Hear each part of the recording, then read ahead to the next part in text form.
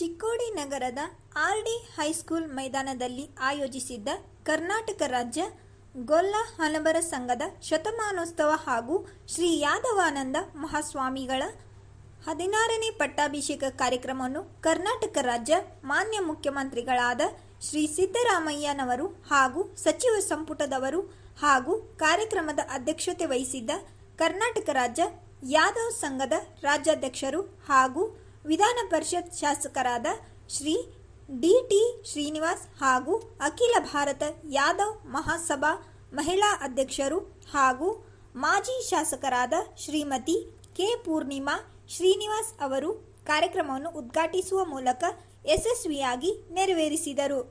ಈ ಸಂದರ್ಭದಲ್ಲಿ ಮಾತನಾಡಿದ ಅಹಿಂದ ನಾಯಕ ಸಿದ್ದರಾಮಯ್ಯನವರು, ಹಿಂದುಳಿದ ವರ್ಗದಲ್ಲಿ ಹುಟ್ಟಿದ ನಾವೆಲ್ಲರೂ ಶೂದ್ರರು.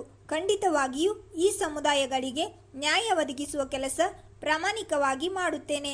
ಇದಕ್ಕೆ ಸಂಬಂಧಪಟ್ಟ ಸಭೆ ಮಾಡಿ ನ್ಯಾಯ ಒದಗಿಸುತ್ತೇನೆ ಎಂದು ಮುಖ್ಯಮಂತ್ರಿಗಳು ಗೊಲ್ಲ ಹಣಬರಿಗೆ ಭರವಸೆ ನೀಡಿದರು. ವರದಿ ಬಿ.ಎಂ. ಬಿಸ್ನಾಳ್.